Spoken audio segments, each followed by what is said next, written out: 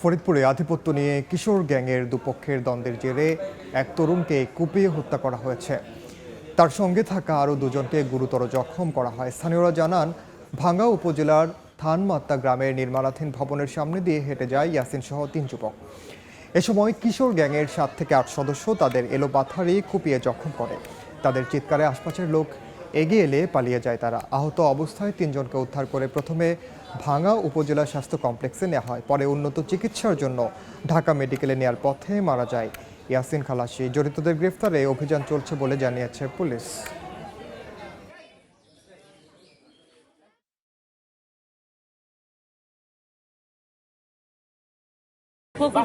বাসা শরীফের পোলা আর মানুষ আছিল দলের মানুষ ভাড়া করে ফুল মালিকের আউলের পোলা এলো, লোকজন দিয়েছে, সবাই মুখ বন্ধ আসলে আমি 5-6 জনকে চিনছি। রিগান, আরেকজনের নাম আছে নাজমুল, আলমগীর, স্বপন আর রাতুল।